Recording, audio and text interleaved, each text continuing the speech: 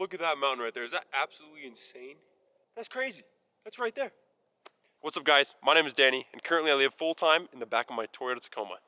This is my minimalist setup that I've been wanting to show you guys for a while now. This is the best weekend setup that I was able to think of, honestly, and it's actually what I'm living in full-time currently before I'm building my full-time camping rig for this next 2025 year.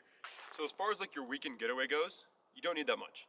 All I have right now is a bed, stove, buddy heater, and that's literally everything. There's nothing else. I got the cot. It's a fold-up cot, and it zips up and everything. It'll like fold up into this tiny little thing. So when I do build my camper, I'm gonna keep it. I'm just gonna keep it in there. I then have this insulated pad underneath that from Walmart also. That was $14 from Walmart. And it is actually a huge help. With the cot, the underflow from underneath this is actually insane. You definitely don't want to be winter camping on a cot in the back of your truck in the middle of winter without a sleeping pad underneath you, especially an insulated one. Standard sleeping pad here. We have a polyester blanket, queen size blanket, wrapped up over my insulated sleeping pads. I then have a down sleeping bag. It's a 4-season sleeping bag, so it keeps me very warm. Not as warm as I would like to be, especially out here in the Canadian wintertime. It is very cold out here. Currently it is 26 degrees with wind chill. Still feels like 26 degrees, so it's actually not even that cold right now. When the first night I was here, it was minus 10. The first night I was here, and I was perfectly warm. I had no problems whatsoever. But it's 26 degrees right now, so it's not even, it's below freezing right now, and I'm just standing here. My hands are crisp. We have another queen size blanket inside of my sleeping bag, just for like extra insulation. Then on top of that, it's down sleeping blanket. On top of that, I have a buddy heater all the way in the back. I don't keep this running at all night. I would never do that. I don't want to, die in the middle of the night and not wake up. But I do have a buddy heater in the back. It's the mid-size one that takes the single canister on the one side. As far as like storage goes, I have a cooking stove that just slides out from the back here. Boom, just like that. I can cook my food, do whatever I want on the back of the king here. It just slides back in there. Super simple, super easy to access. I also have all this room underneath the cot because it's just a cot, it just has the legs. So I can put like stuff underneath it. Currently I just have my my little bedtime shoes that I wear when I go to bed. I don't wear them in bed, but I wear them when I go to bed. And I can put other stuff under there like other shoes, extra blankets. I probably build a couple drawers if I wanted to. But this setup is not going to be here for long. This is just like a weekend setup that I have going on right now. Another thing you're probably wondering is, Danny, how do you fit in this Tacoma bed when you're 6'4"? And that is a really, really good thing to notice.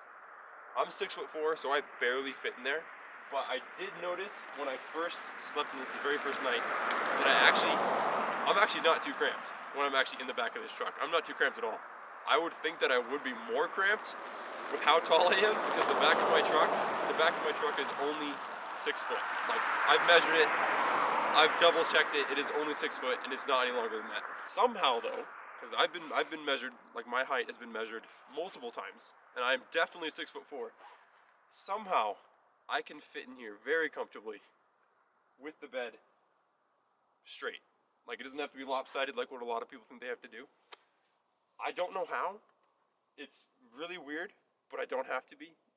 Like, I actually fit perfectly fine. It's strange. But it would be a lot nicer if I did have a little bit more room to like stretch out my toes. I kind of like to sprawl out when I'm sleeping. But for like weekend camping, and right now I'm just going to be sleeping in this for a few weeks. It's not that bad. But why don't you guys come take a look on inside and I'll show you guys what I got going on. So as far as sitting up in the back of my truck, it's not that comfortable.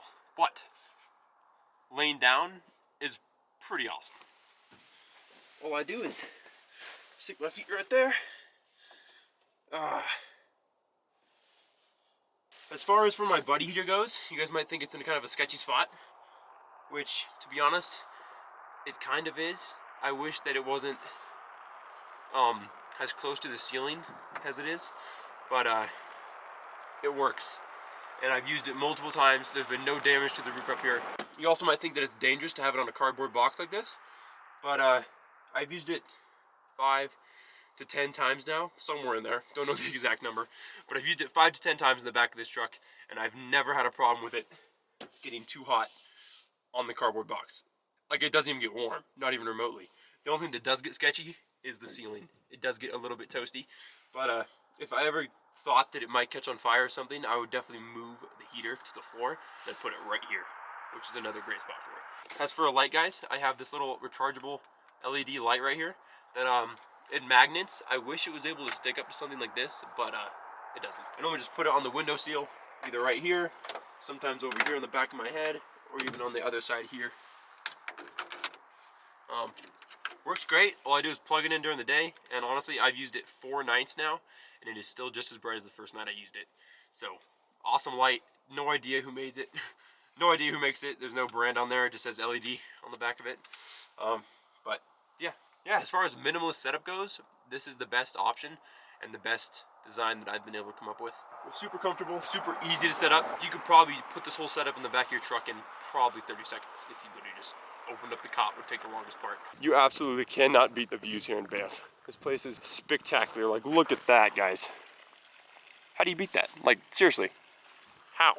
If you like this kind of stuff, if you want to see more of this kind of stuff, traveling around North America, 2025, I'm going to be hitting the road full time in the back of my truck. Going to be building a full camper for it as well, and we're going to be exploring all of North America, all the way up to the Arctic, all the way down to Mexico, hopefully. We will see if that happens. All over Utah, Arizona, all over the PNW.